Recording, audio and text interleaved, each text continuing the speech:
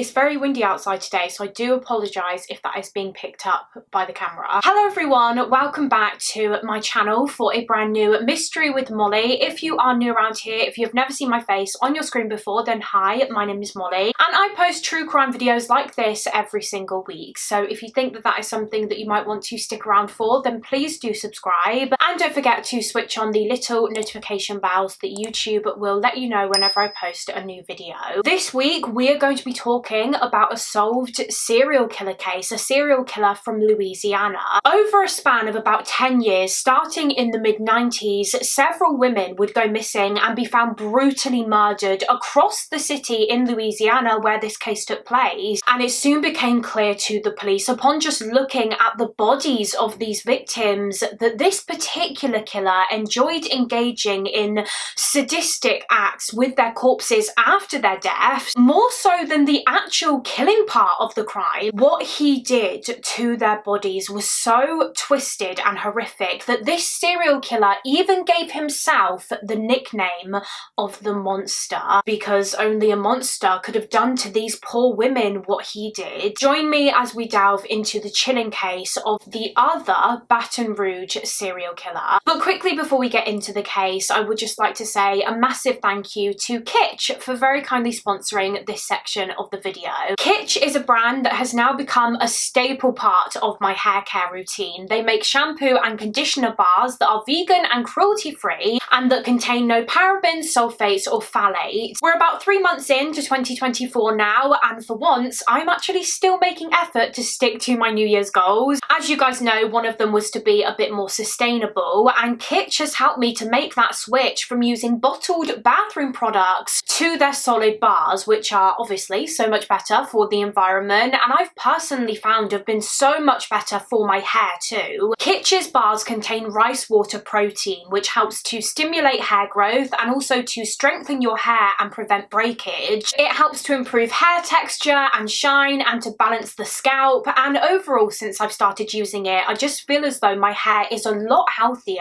It looks healthier, and most importantly, it feels healthier too. And if that wasn't enough, they are also scented with therapeutic oils that just make your hair washing and showering experience that much more relaxing. And Kitsch don't just stop at shampoo and conditioner bars, they also have shower caddies and body wash and body scrubs. They have satin pillowcases, which are obviously also so much better for your hair than normal pillowcases. They have hair accessories like scrunchies and brushes and combs, and honestly so much more. So if you would like to check out Kitsch for yourself, then you can click on the link down below in the description box, or use my code, which is just Mollie Westbrook, to get 25% off site-wide, and their products are also available on subscription for an even better discount. Kitsch ships in the US and internationally to over 27 countries, including Canada, the UK, Australia, New Zealand and more. Thank you once again to Kitsch for partnering with me on this video and supporting the channel. Thank you to all of you guys watching for always showing your support to the sponsors on this channel. And now let's just get into the case. Just before we continue, please listen carefully to the following. This video is about the murders of several women, and it involves heavy themes such as sexual assault, necrophilia, mutilation, cannibalism and domestic violence. Viewer discretion is advised. So for this week's case, we are going back more than 25 years now to early 1999 in Baton Rouge, which is the capital city of the state of Louisiana in the US. And before we really delve into the case, I think it's important to firstly give you a bit of context as to what the city of Baton Rouge at this time in the 90s was like. While some areas in Baton Rouge were described as being very friendly, welcoming places, for the most part it was actually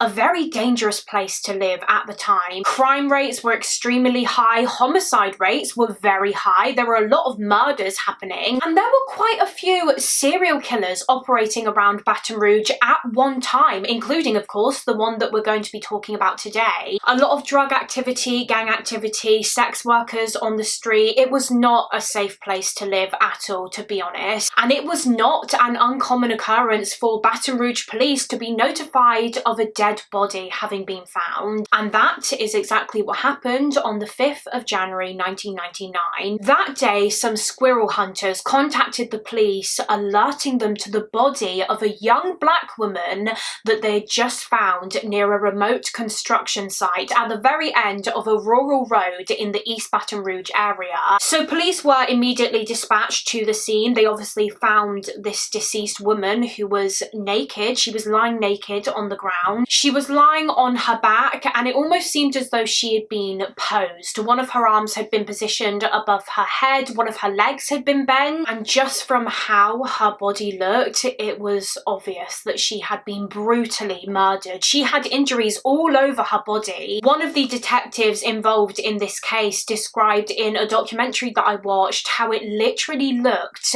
like she had been cut from head to toe. She had been stabbed with a knife all over her body pretty much. But when I say she was stabbed, it wasn't like she had just small stab wounds all over her body. It was more like she had been sliced with a knife. She had these long lacerations down her legs where, yeah, like I said, it looked as though the killer had tried to slice her. And as well as this, she had stab wounds all over her torso area. Sources state that she sustained a stab wound to her throat and around her left eye area, and her eyelids had actually been cut off by the killer. She had a ligature mark around her neck where she had very clearly been strangled. What this poor woman was subjected to was just horrific, the thing of nightmares. And what made this crime just even more sadistic was the fact that the road where this woman was found, as I said, it was at the very end of a rural road, and her killer had actually placed her naked body right underneath a dead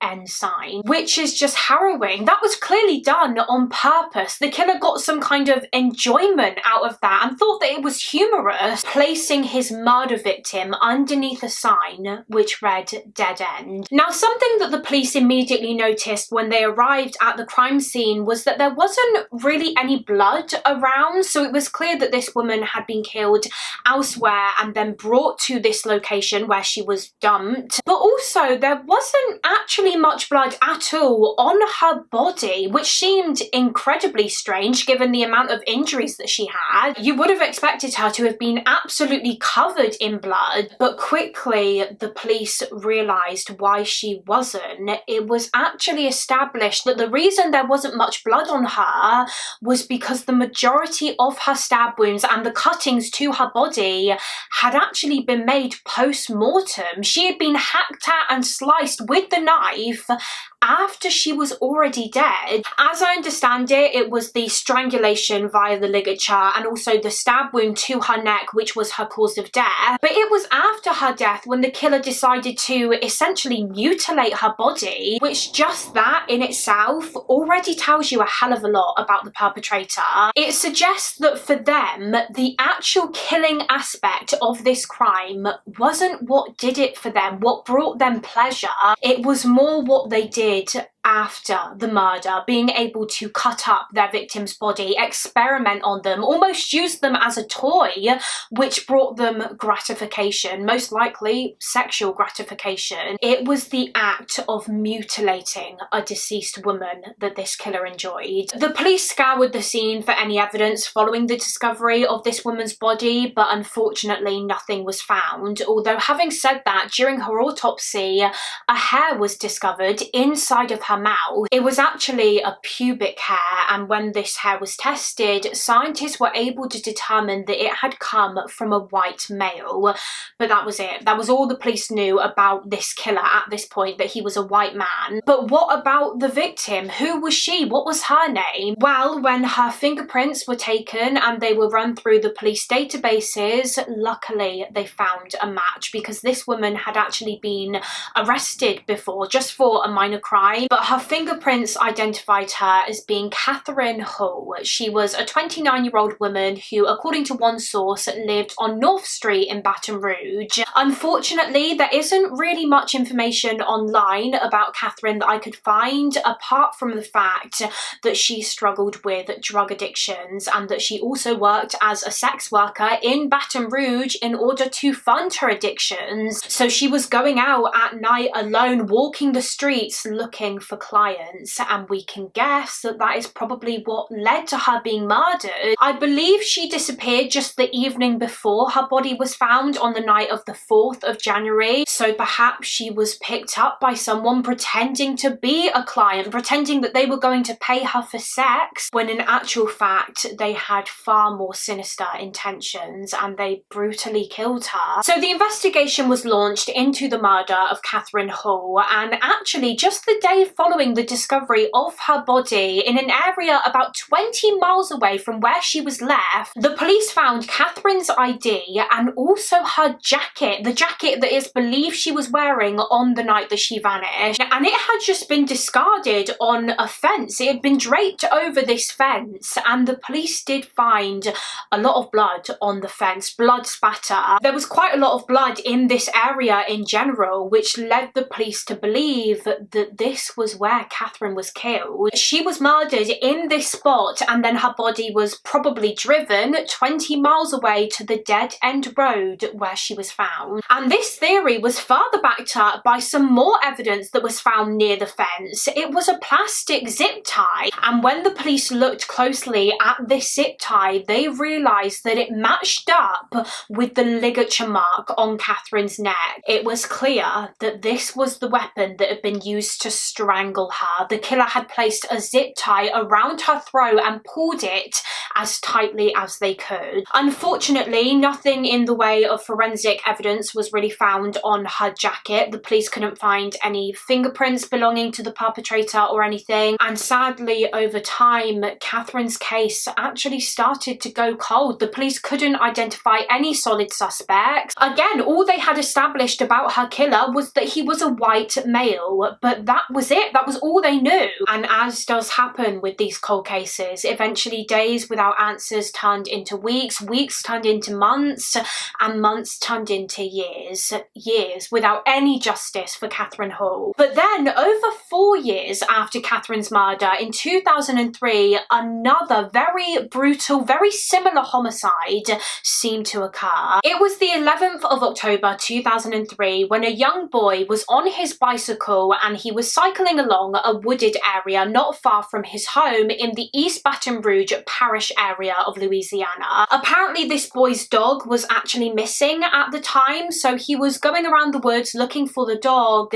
and that was when he spotted the dead body of a young woman. So immediately this boy called his father and he told him about what he had just found, and initially his father didn't believe him. He thought that his son was just playing some sick joke until he came into the woods himself and his son showed him the body. Police were quickly at the scene and they identified that the victim was a black female. She was lying face down on the ground and her arms were kind of underneath her body, so she was kind of positioned like her arms were like this and she was face down. She was completely naked, I believe, and actually fairly decomposed. It was clear that she had lay here dead and undiscovered for quite a while. She had of course been the victim of homicide, and much like Catherine Hall, her body had been sliced in places. She had these cuttings on the back of her legs which had been done post-mortem. But horrifyingly, that wasn't all. So as I said, this woman was positioned so that her arms were folded underneath her and you couldn't see her hands. Well, when the police rolled her over, they actually discovered that she had no hands.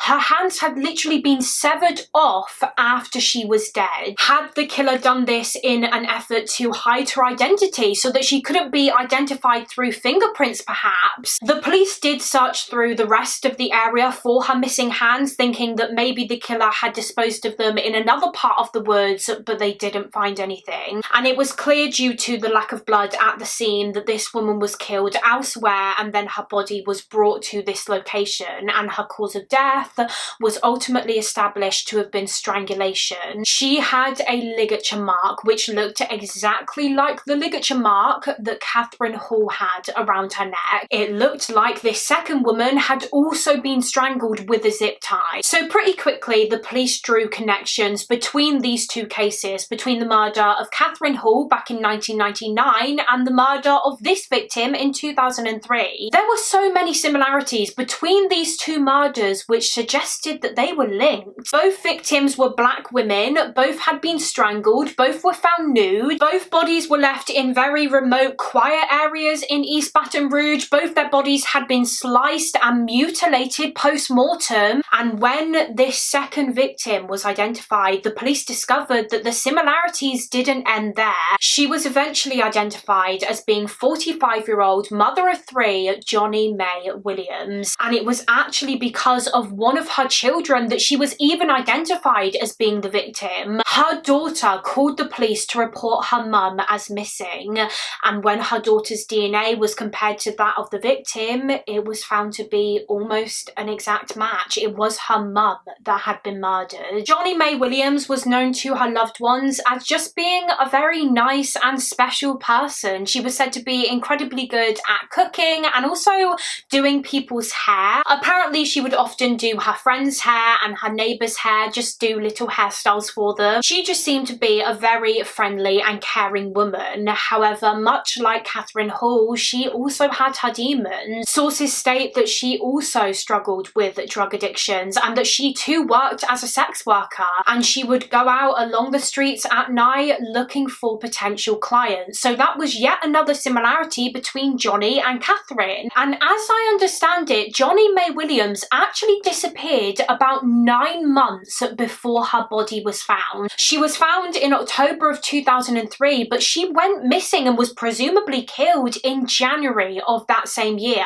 hence why her body was decomposed when she was found in the woods. Now again, another similarity between the two cases is that in Johnny Mae Williams' autopsy, a hair believed to have come from the killer was also recovered from her body. It was found on one of her wrists, right by where her hand had been severed, and it was a limb hair. So this limb hair was compared to the pubic hair that was recovered from Catherine Hall's mouth, and what do you know? They matched, which confirmed what the police already thought, that these murders were connected, that both Catherine Hall and Johnny Mae Williams had been killed by the same man. But tragically, once again, despite the police's efforts to identify this man, this double killer, the cases ultimately went cold and remained unsolved until just a couple of months later, when it seemed as though he had struck again. Fast forward to February of 2004, when the body of another woman was found. It was the 27th of February 2004, and that morning a couple who were out walking along Ben-Hur Road in East Baton Rouge, they were actually also looking for their lost dog at the time, and as they were walking near a bridge, they spotted something lying in a drainage ditch on top of this brush pile. They initially thought that it was a mannequin, but quickly they realised that it wasn't. It was in fact a human body, and so they called the police. As I said, the body was that of a woman, a white woman. She was lying face down in this drainage ditch, and it was clear that her body had been posed. She was naked, however there was a jacket covering her right arm, and when the police took this jacket off of her, they actually realised that her arm had been severed at the elbow. So this part was just completely gone, and that arm was not found anywhere at the scene. Only her right arm had been severed, by the way. Her body had been mutilated in other places as well. She'd been cut and sliced. A square chunk of her flesh on her right thigh had been cut off. Her nipples had been cut off. And something that the police later discovered about the victim when she was eventually identified was that she actually used to have a tattoo of a butterfly on one of her legs, and this tattoo had also been cut off. And again, all of these cuttings were done post-mortem, after her death. As for her cause of death, once again, a ligature mark was discovered which matched up with the marks that a zip tie would have made, and during her autopsy it was confirmed that she had been strangled to death. So lots of similarities once again to the cases of Catherine Hall and Johnny Mae Williams. It was clear that this third woman was yet another victim of this killer, this serial killer in Baton Rouge. Eventually, fingerprints identified this third victim as as being a 43-year-old woman named Donna Bennett Johnston. She was a mother of two. She had two sons, and one of her sons, his name was Justin, he described his mother as just being a great woman, to be honest. She was very loving and caring. She always made sure to remind her sons just how much she loved them. And as much as Donna tried her absolute hardest to be the best mother that she could, she, just like the previous victims, also really struggled with drug abuse. She was addicted to crack, and she would fund this drug addiction by enlisting in sex work. Apparently, it wasn't that uncommon for Donna to go missing for short periods of time. One day she would just leave home and she wouldn't come back for a little while, but she would always eventually return. However, of course, in February of 2004, that wasn't the case. This time when she went out, she never did come back. She disappeared and was eventually found murdered. It was clear following the discovery of Donna Bennett Johnston's body that this serial killer was targeting a specific group of people. He was targeting sex workers who were battling drug addictions because they were the most vulnerable. These were women who were so desperate for money to be able to buy drugs that they were putting themselves in these very dangerous situations, which made it easy for the perpetrator to abduct them because he could pretend that he was a client so that presumably they would get into his vehicle willingly. So as you can imagine, the women of Baton Rouge at this time were absolutely terrified, especially sex workers, because like I said, it was obvious that they were the targets. But I mean, at the end of the day, this was their jobs. A lot of them couldn't just not go to work. They needed the money. So I cannot even imagine how scary this time must have been for them. Their jobs were incredibly risky and dangerous beforehand anyway, let alone the fact that there was now a serial killer on the loose, essentially hunting them. Now, during Donna Bennett Johnston's autopsy, samples were obviously collected from her body, and this included fingernail scrapings from the one hand of hers that hadn't been severed. And these fingernail scrapings indicated to the police that Donna put up one hell of a fight because the killer's DNA, his blood, was found underneath her nails from where she had been trying to scratch him and fight him off. And when this DNA was compared to the hairs recovered from both Johnny Mae Williams and Catherine Hall's bodies, of course, it was a match. It was the same DNA. Now, the police entered this DNA, the killer's DNA profile, onto their databases, but unfortunately at the time, no match was found, which indicated that the perpetrator had never been convicted of a crime before. But luckily, in terms of evidence in Donna's case, that wasn't all that the police found. At the crime scene, not far from where her body was, the police noticed some fresh tire tracks, which they believed had most likely come from the killer's vehicle, from where they had transported Donna's body to this location. And so they had a cast made of the tire tracks, and when this cast was shown to a car dealership expert, they were able to tell the police the exact type of tire that had made these tire tracks. Apparently it was what's known as a Goodyear Aquatred 3 tire, and luckily these kinds of tires were actually quite rare. Only a couple hundred had been sold in Baton Rouge. So the police compiled a list of every single person that had purchased these tires in Baton Rouge, and they highlighted all of the white men on this list because obviously they knew from the DNA of the killer that he was a white male. So now they had a new list, a list of about 100 white men that had purchased these specific tires. And so the police decided that their next line of inquiry would be to track down every single one of these men, question them and ask them for a voluntary DNA sample so that their DNA could be compared against that of the killers. And hopefully through this, the police would find their match. So one by one, the police were doing just that, going to each of these men. However, it seemed as though one by one,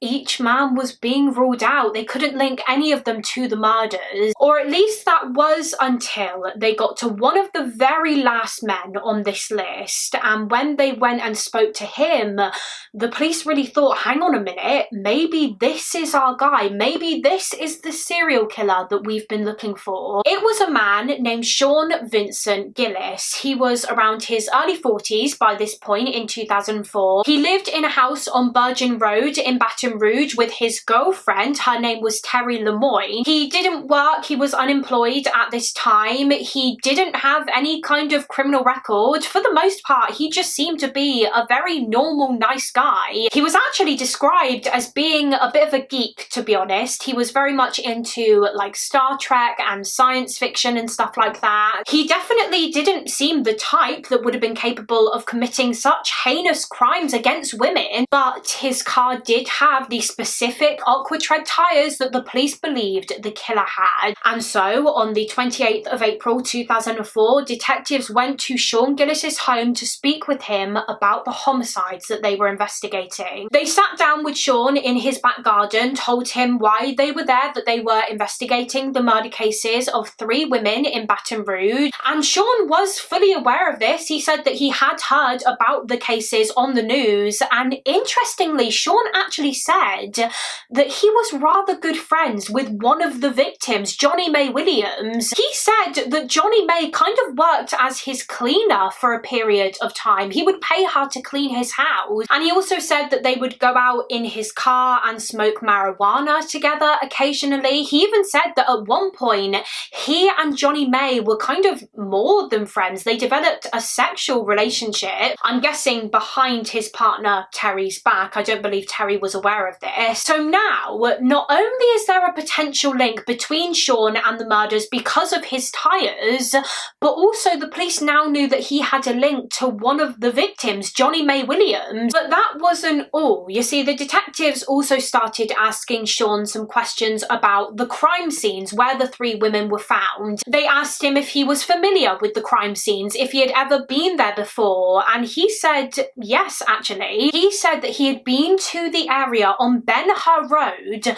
where Donna Bennett Johnston was found dead. He said that he would go to that area, the field, quite often actually, because that was one of his like weed smoking spots. He would park up there and smoke marijuana. He said that he would also walk around that area a lot looking for mushrooms that he could make mushroom tea with. So upon hearing all of this, the police became very interested in Sean Vincent Gillis because he has fully admitted that he basically had a connection to 2 out of 3 of the victims. He was good friends with Johnny Mae and he had been to the Donna crime scene numerous times. Maybe it was just a coincidence, but maybe not. Maybe he had these connections because he was the murderer, and so he quickly became a pretty viable suspect for the police. But of course, what the police needed to either rule him in or out was his DNA, and so they asked Sean if he was willing to give over a sample, and he said yes, okay. He voluntarily gave over his DNA, and this sample was immediately sent off to the crime lab for testing. And whilst that was in the lab, whilst the scientists were doing their thing, the detectives decided that they didn't want to stop speaking to Sean just yet, and so they also asked him to accompany them down to the police station for further questioning. So they were at the station in the interview room with Sean Gillis, and they started asking him some more questions about the Donna Bennett Johnston crime scene. When had he last been there? What car was he driving when he had gone there? They began asking him questions about Donna's body, if he knew exactly where her body was found, and he said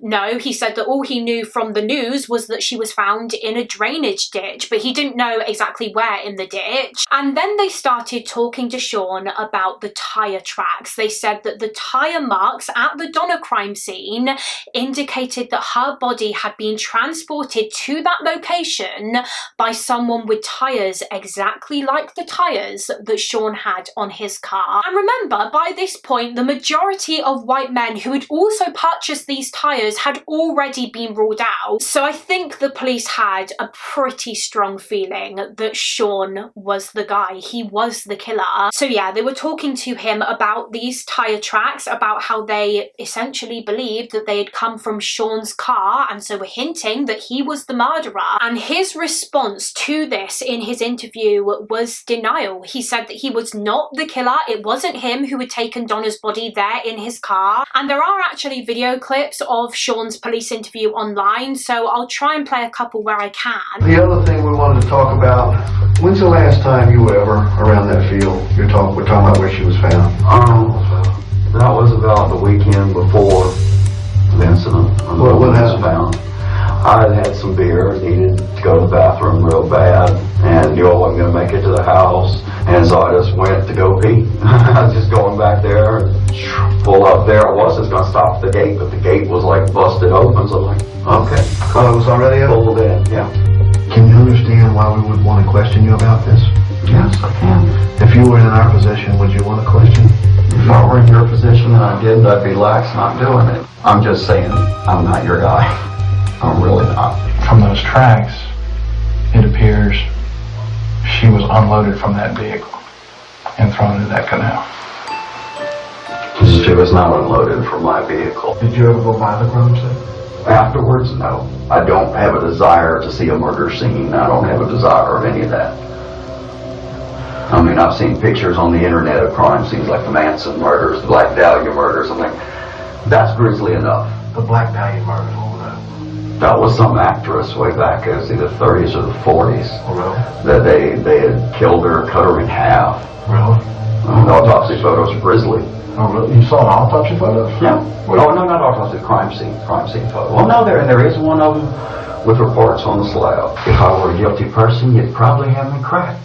Not a guilty person. He just continued to deny any involvement in these murders, continued to insist that the only reason his tire tracks might have been there was because he had smoked marijuana in that area occasionally. I think he said something about how the last time he had been there to Ben Hur Road was when he needed to go to the toilet, and so he pulled his car over near where Donna's body was found and went to the bathroom just there. The thing about Sean Vincent Gillis was that he seemed to have an answer for everything. Every suspicious thing that the police put forward to him, he seemed to come up with some kind of explanation for. So for example, this is one of the most bizarre things I've ever heard, by the way, but during his interview, whilst they were talking to Sean about his car, somehow they got into the topic of blood being in his car, and I'm not entirely sure how this conversation came about, but from what I can gather, Sean basically said to the detective something along the lines of, oh, by the way, if you do happen to search my car and you find blood in there, don't worry, it's nothing sinister.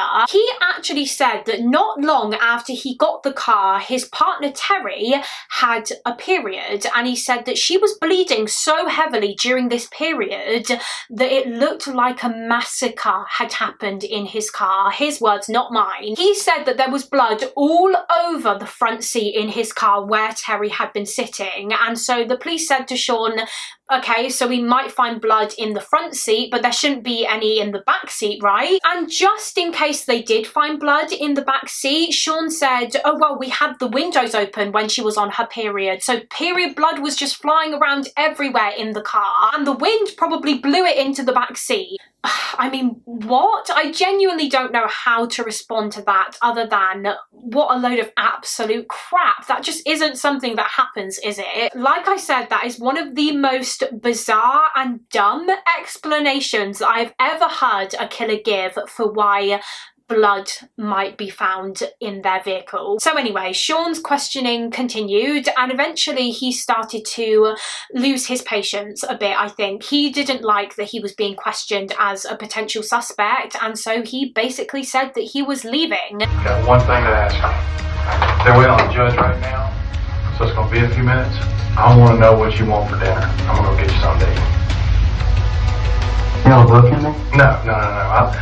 I want to go home. That's what I want to do. You said when this was over, when I've had enough, that we go home. Let's go home. He didn't want to answer any more questions, and of course at this point the police had to just let him go. They didn't have any solid evidence to link him to the crimes yet. They only had circumstantial evidence at best because they were still waiting for the results to come back from the crime lab, and without sufficient evidence he couldn't be arrested or charged, and so he was allowed to leave the station and go back home. Although he was under under surveillance because obviously the police didn't want to risk him panicking and going on the run if he was the killer. And luckily, that evidence that they needed was just around the corner, because I believe just a couple of hours after Sean left the police station, the detectives heard back from the crime lab. They were calling to inform the detectives that Sean Gillis's DNA was an exact match to the DNA of the serial killer that the police were looking for. His DNA matched the hairs recovered from Catherine Hall and Johnny May Williams' bodies, and it matched the blood found underneath Donna Bennett Johnston's fingernails. The police now had concrete proof to tie him to these horrific killings, and now they could move in to arrest him. But before we go any further with the case and talk about his arrest, let's delve further into the background of Sean Gillis and discuss his life leading up to this point, what led him to becoming such a vicious killer. So Sean Vincent Gillis was born on the 24th of July 1962 in Baton Rouge. So I believe he had lived in Baton Rouge his whole life. He was born and raised there. His parents were called Norman and Yvonne Gillis, and he was their only child. And to be honest, Norman was not in his son's life for very long. Sean basically grew up without a father because Norman was an incredibly abusive man. He was an alcoholic and he could be very violent towards both his wife Yvonne and their son. In fact, one day Yvonne entered the house and she saw her husband Norman holding a gun to Sean's head. And I believe Sean was literally just a baby when this happened. He was holding a gun to his baby's head and threatening to shoot him in front of Yvonne. And apparently it was following this when Norman was hospitalized in a mental health facility. And so Sean was basically just raised by his mother, and also his grandparents helped out a lot as well when he was growing up. And while Sean's father was, as we know, very abusive, his mother was the complete and utter opposite of that. She was said to be absolutely obsessed with her son. She doted on him and she always showered him with love and affection. Although, having said that, when it came to his school life, his mother Yvonne apparently didn't really take much of an interest in regards to his studies. Sean was always a very average student in school. He wasn't the most intelligent student, but he also wasn't the least intelligent. He was very much in the middle. And yeah, apparently his mother and his grandparents never really got involved in anything to do with his school life. So, like, for example, you know when there are events at school that parents are invited to, like sports days and parents' evenings and things like that? Well, no one ever turned up for Sean, which I think is really interesting. The fact that his mother Yvonne was said to have really doted on him, and yet she never seemed to take an interest when it came to his schooling. Around Sean's teenage years, he was said to have started to develop an interest in like satanic rituals and death. So much so that when he was younger, he said that he and his cousin used to sneak into the local funeral home and they would literally climb into the coffins and hide in them. That was their idea of fun. Sean would also later tell the police, when he was identified as being the serial killer, that he first started thinking about committing murder when he was only around like 12 years old, because he had a distinct memory of wanting to kill his cousin just so that he could, quote, feel her breast. Sources also state that he was a bit of a bully to other kids when he was younger, and he was also very quick to anger. And when he was around 17 years old, he started committing rather minor crimes such as possession of marijuana, contempt of court, traffic citations, and driving under the influence. And I think he was arrested a couple of times, but as I understand it, he was never convicted of anything, hence why his DNA wasn't in any of the police databases when they later searched it for the serial killer. After graduating from high school, Sean went to a community college for a period of time, and he also went from like job to job a lot. But to be perfectly honest, he hated working. He did not want to work because he was so used to being mollycoddled by his mother his entire life and her doing everything for him, that when he was an adult, he didn't want that to stop. He had no desire to build a good career for himself or anything. All he wanted to do was sit at home all day and go on this new computer that he had brought, and a lot of the time he would view pornography on this computer, very violent pornography, depicting things like rape and necrophilia and stuff like that. Something that Sean would also later confess to was that he used to have sexual fantasies about his own mother, Yvonne, and he even said to the police that if she just suddenly died, they would probably find him in bed with her dead body. Sean lived with his mother Yvonne right up until he was about 29 years old, because in 1992 Yvonne secured a new job in Atlanta in Georgia, which obviously meant that she would have to move there, and she tried to convince her son to move there with her, but he refused. Sean wanted to stay in Baton Rouge, and so she moved to Atlanta without him, but she allowed Sean to essentially have her house in Baton Rouge. She would let him stay in the house on his own, apparently rent-free. She agreed to continue paying the mortgage on this house herself, even though she wasn't going to be living there anymore, because still Sean didn't have a job. Like I said, he did not want to work. So even when he's basically 30 years old by this point, his mother was still doing everything for him, really. He had it so easy. But I mean, despite this, he was actually furious at his mother for leaving him and moving to Atlanta. Neighbours would report seeing him going outside of the house at night, shouting at the sky, cursing his mother for leaving. He was so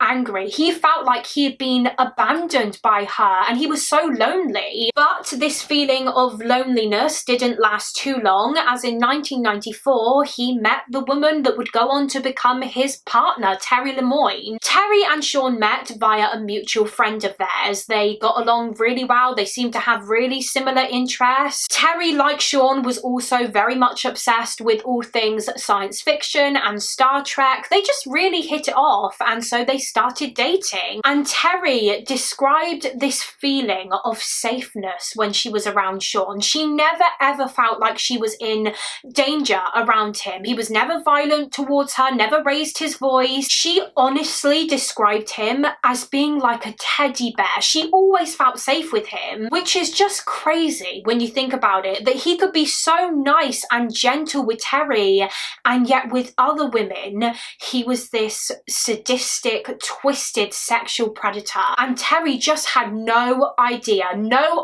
that there was this truly evil side to him. Mind you, Sean took advantage of Terry just as much as he did his own mother. Terry eventually moved in with Sean into his mother's house, and whilst Terry worked full-time as the night manager of a convenience store, Sean remained unemployed. He still didn't want to work. And because Terry worked nights, it made it very easy for Sean to go on and do what he did, commit murder without her having any idea. In the evenings, after Terry had left for work, Sean would get in his car and he would drive around North Baton Rouge, where a lot of sex workers would operate, and he would look for women that he could kidnap and kill. Although eventually Terry did start to notice that he was going out a lot at night. I think when she wasn't working, sometimes she would wake up and realise that he wasn't in bed next to her. In fact, he was nowhere in the house. He'd just gone out in the middle of the night without telling her. And when he would get back and she would ask him where he had been, he wouldn't have an explanation for Terry. He just didn't know what to say. Obviously, he couldn't tell her the truth about what he had been doing, and so Terry actually thought that he was cheating on her. She thought that he may have been going out at night to see another woman that he had started having an affair with, but of course that was far from the truth. And there were a couple of other things that Terry noticed around the time of Sean's killing spree which seemed very strange to her. So for example, she recalled how one day when Sean picked her up from somewhere, when she got into his car, she immediately noticed this absolutely foul smell coming from his vehicle. It was the most horrendous smell that she had ever come across. And so she said to Sean, "What the hell is that?" And he said that on his way to picking Terry up, he accidentally hit some kind of animal with his car, and this caused a load of blood to splatter onto his car, and he claimed that that's what the smell was, this animal's blood. And Terry, I guess, would have had no reason to think that he was lying. Like I said, she thought that it was really strange. But of course, her mind didn't immediately go to, oh my god, he's killed a human being in this car and transported their body using it. Although something that Sean would again later confess to is that Terry had been in the car with him once whilst the dead body of one of his victims was in the trunk, and Terry was none the wiser. She had absolutely no idea that the man she was living with, sharing a bed with, the man that she loved, was a vicious murderer, until of course he was arrested when the DNA match was made, which linked him to the murders of Catherine Hall, Johnny Mae Williams and Donna Bennett Johnston. On the 29th of April 2004, later the same evening that they had these results back from the crime lab, the detectives obtained their arrest warrant and they went to Sean Gillis's address with a SWAT team. They arrived at his house at around 1 a.m, so in the early hours of the morning, the team entered the house. They made their way into Sean's bedroom. They threw a smoke bomb in there to obviously make Sean feel a bit disoriented and so that he couldn't make a run for it, and then they arrested him whilst he was in bed, and his partner Terry was next to him when all of this happened. As you can imagine, she would have been feeling so scared and confused, and she was shouting at Sean saying, "What is going on?" And Sean responded to this by just saying, quote, "Sorry, honey bunny." And so Terry asked the officers for an explanation, asking them why this was happening, why they were arresting Sean. And one of the officers replied to Terry saying, "You didn't know? You're living with a serial killer." Sean was immediately taken back to the police station where he was interviewed, and surprisingly this time there was no denial. I think he probably realised that, you know, for him to have been arrested, the police clearly had solid evidence against him. So what was the point in trying to maintain his innocence? And so he came clean. He admitted that he was the killer, and in his own words, he said to the police that he was a monster. I've been doing this since 1978, and you're one of the best, if not the best I've ever seen. How did this come to be, man? Does the word monster come to mind? Pardon? Does the word monster come to mind? One minute you're a person like you are, the next minute you're not. I think you're tired of this monster.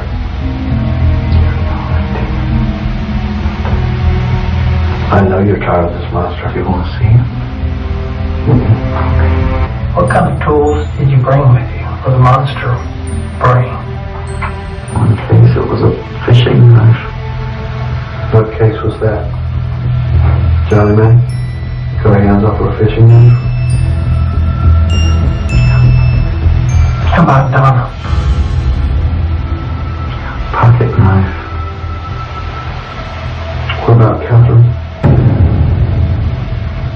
Bowie knife.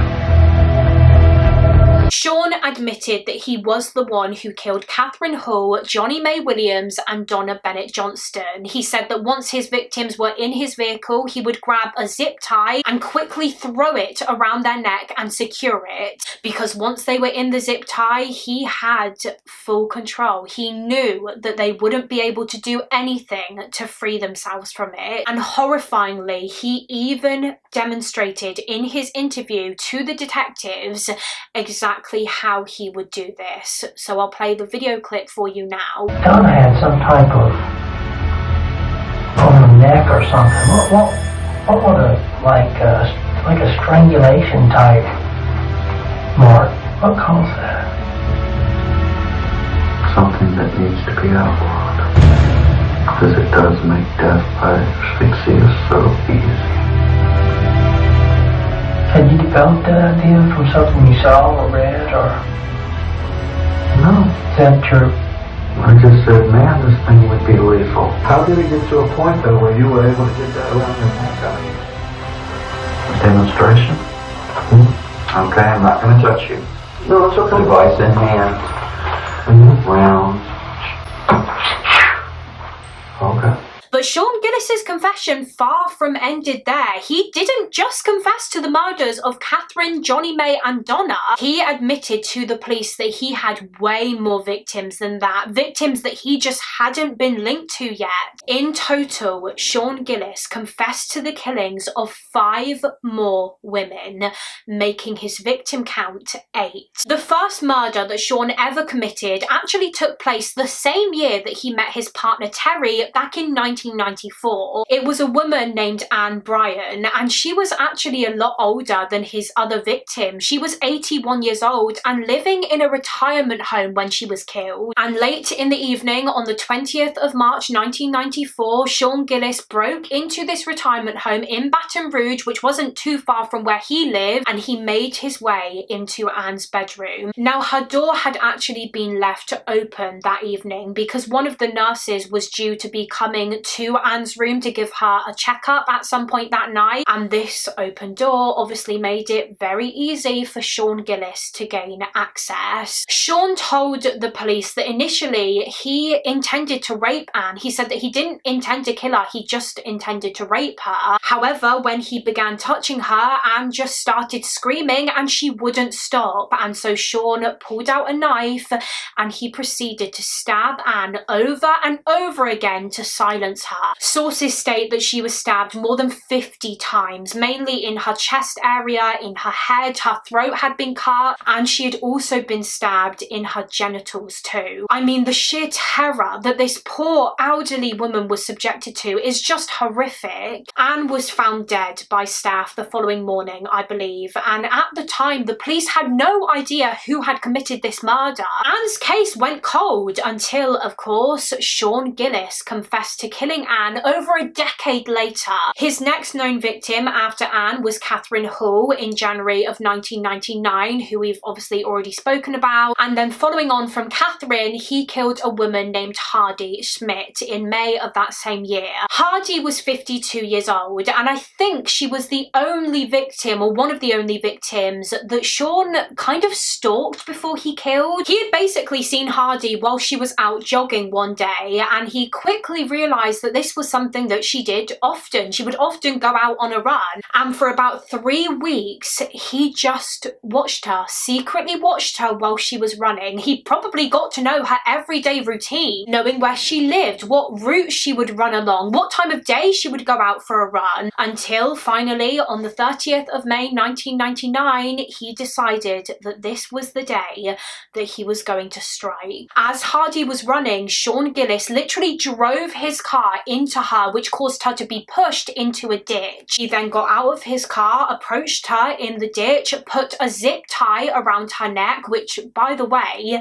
he called the objectifier. That was his word for his zip ties, his murder weapon. He forced the objectifier around her neck, dragged her back to his car, and then he drove her to this quiet, remote area where he raped and murdered her. And according to sources, he kept Hardy's body in the back of his car for a couple of days before he took her to the location where she was eventually found. And apparently during those few days is when his partner Terry made that comment about the awful smell in his vehicle. And he lied and said that it was animal blood from where he had hit an animal, but it wasn't. It was Hardy's dead body in the trunk. About 6 months after Hardy Schmidt's death, Sean Gillis murdered a 36-year-old woman named Joyce Williams. Now, I don't know the exact circumstances which led to her abduction, but he picked her up on the 12th of November 1999 and killed her. And he actually took her body back to his home. Whilst Terry was at work during one of her night shifts, Sean took Joyce's body into the house and laid her out on the kitchen floor. He told the police that he remembered just being almost mesmerized by Joyce's legs. He thought that she had really beautiful legs, and so he wanted to keep one of them. He cut one of them off, and I don't know what he did with it because I don't think it was ever found, nor were the other body parts removed from other victims. As far as I'm aware, they weren't found either. But yeah, he cut off one of her legs and also her nipples too,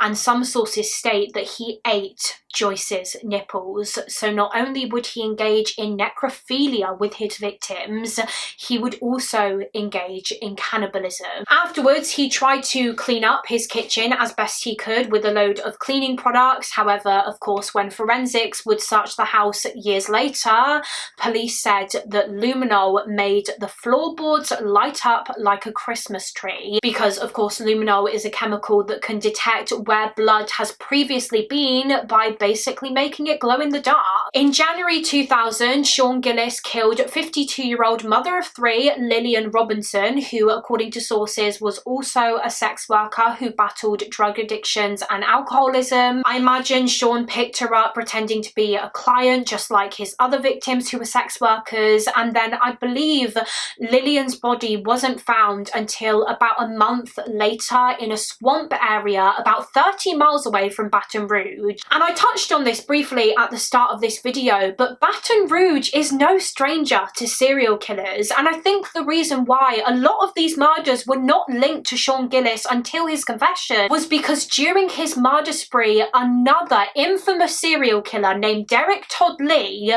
was also operating in Baton Rouge. So it would have been really difficult for the police to work out which murder victims were killed by who. I've never covered the Derek Todd Lee case, but do let me know in the comments if you would like to see a video about his crimes, because I can definitely do that at some point. And just as a side note, so Derek Todd Lee was given the nickname the Baton Rouge serial killer by the media when he was caught for his crimes. And when Sean Gillis was identified, because he also operated in the same city, he was just given the name the other Baton Rouge serial killer. That was the best that the media could come up with, I guess. But anyway, after Lillian Robinson was killed, about 9 months later, in October of 2000, Gillis murdered 38-year-old Marilyn Nevels. She once again was a drug addict and sex worker, and after picking her up in his car and murdering her, he dumped her body not far from where Donna Bennett Johnston was later found, next to the Mississippi River.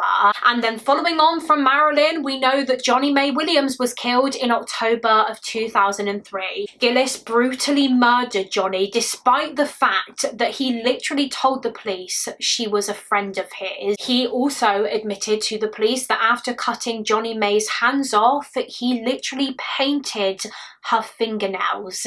He gave a manicure to her severed hands. And then 4 months later, after he killed Donna Bennett Johnston in February of 2004, he said that he also took Donna's body back to his house, and he claimed that he took a shower with her. He showered with her dead body. As we know, Donna is believed to have been his 8th and final victim. And like we talked about towards the start of the video, for Sean Gillis, the killing aspects of these crimes was almost the least exciting part for him. He wasn't committing these murders because he enjoyed the act of taking someone's life. He was doing it because he enjoyed the after part. He enjoyed committing sexual acts on his victims' dead bodies. He committed necrophilia, and he enjoyed experimenting on their bodies and slicing them open and mutilating them. Again, almost like they were his toys. To him, these women were just objects that he could play with. So now they had Sean Gillis's confession on tape, but luckily that wasn't the only evidence the police had against him. They obviously had the luminol evidence of blood being in his home, and when they searched his computer, they found about 45 pictures on there that he had taken himself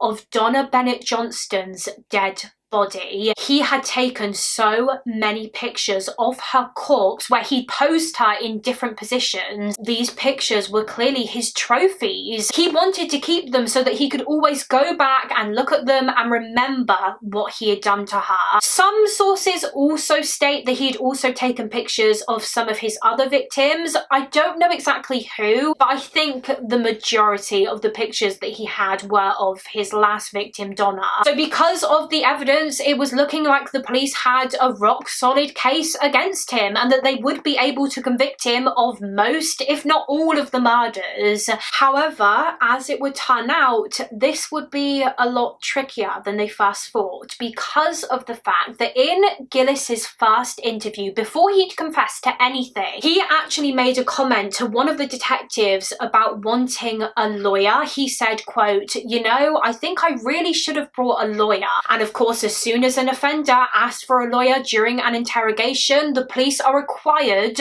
to stop the interview until they are assigned one. But from what I can gather, that is not what happened in this case. Sean wasn't given a lawyer, and so because of this huge mistake on the police's part, when it came to his court proceedings, it was ruled that his taped confession, or at least parts of his confession, were deemed inadmissible in court. They could not be used as evidence during a trial. And obviously this confession was a huge part of the evidence against him, and now it was just gone. It couldn't be used. Gillis was initially indicted for the murders of Catherine Hall, Johnny May Williams and Donna Bennett Johnston, and he went to trial for those killings in July of 2008 because they had the DNA evidence linking him to those homicides, so they didn't really need his confession in regards to those. In addition to that, they also had evidence in the way of a letter which was given to prosecutors by a woman named Tammy Papera. She was a good friend of Gillis's final victim, Donna Bennett Johnston, and following Gillis's arrest, Tammy actually wrote to her friend's killer in prison because she wanted answers. She wanted Sean to tell her about what he did to Donna, what her final moments were like. And surprisingly, he did reply to Tammy. He wrote her back, and I have a quote here from one of his letters to her. He said when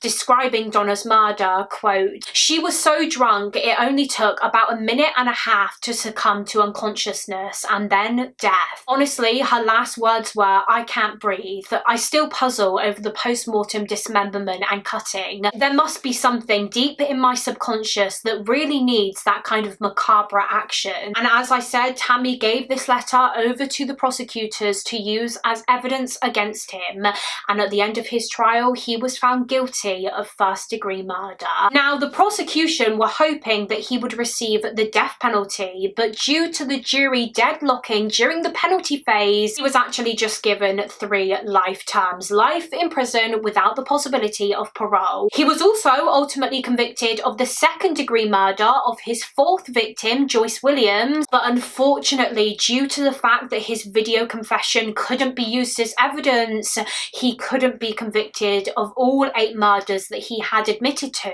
Now, a couple of online articles state that he was also convicted of the murder of Marilyn Nevels too, and given another life sentence for her death. So it seems as though he was convicted of 5 murders, but not the other 3 that he is believed to have committed, that he actually confessed to himself. So those 3 are the murders of Anne Bryan, Hardy Schmidt and Lillian Robinson, which is just awful for their families, the families of the victims who didn't technically get justice. I mean, it wouldn't have made a difference to the outcome anyway. He's still serving life in prison without parole regardless, so he will never be let out. But I can imagine for those families that it still would have meant so much to have had that closure of him being convicted of their murders too. But I do just want to say, take that information about the homicides that he was convicted of with a pinch of salt, because I'm not gonna lie, in terms of his court proceedings, the information available online, it seems a bit all over the place, to be honest. It's a bit iffy. Different sources seem to say different things, but from what I can understand, he was convicted of 5 out of his 8 murders. Sean Gillis is still alive to this day. Today he is about 61 years old and he is serving his sentence in the Louisiana State Penitentiary. And that concludes this case, the case of the monster, as Sean Gillis called himself, or as he is otherwise known to the media, the other Baton Rouge serial killer. A lot of people actually think that Sean Gillis probably had even more victims than the 8 that he confessed to. Maybe he decided to admit to some and not others because in his mind that was his way of still maintaining some of the control. Who knows? So do let me know your thoughts on that in the comments if you think he had more victims. And of course, also feel free to let me know of any other cases that you would like to see me cover on this channel. Let me know if you would like to see a video about Derek Todd Lee or any other serial killer case suggestions that you may have. Again, you can let me know in the comments, or alternatively, I do have a case request form linked in the description box too. Thank you all so much for watching. Please do give this video a thumbs up and subscribe if you haven't already, and I will see you again next week for another mystery with Mollie. Bye!